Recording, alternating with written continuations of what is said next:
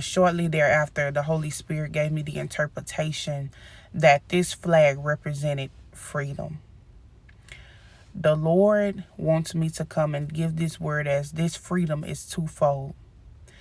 The Lord is getting ready to deliver many of you who have long awaited his blessings. The promises that God has spoken over your life, the things in which you heard from the prophet, the things that God spoke to you directly through visions, through dreams, the old things that you wrote in your journal and you tucked away, believing that God had forgotten about these things. Even the things that God promised you in the beginning of the year that seemed as though they were never going to come to pass because we are now in December. Those things God is getting ready to deliver to you. Now, God wanted me to make it very clear that these things were being delivered under certain stimulations, under certain circumstances. There are some things that are mandatory and essential, which is your deliverance and your healing.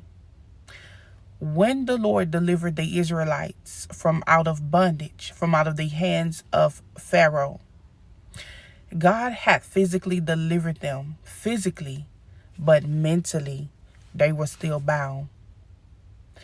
They had heard of the things that were in the promised land. They sent spies out to go, and the spies brought back a report.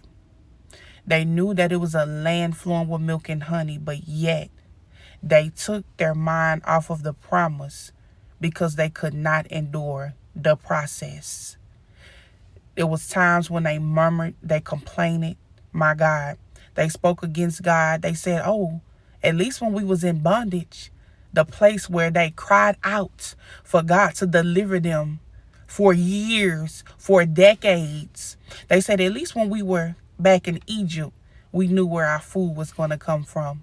And because they were not delivered in their mind, they never entered the place in which they were promised. The Lord is speaking that this is a time of freedom.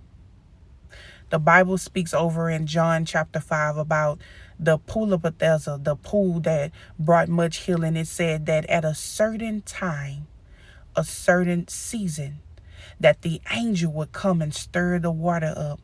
And those that needed to be healed from their diseases, they would have to step in the water, but only at the time and the season that the angel will come and stir the water up. Oh, thank you, Holy Spirit. This is your time of healing.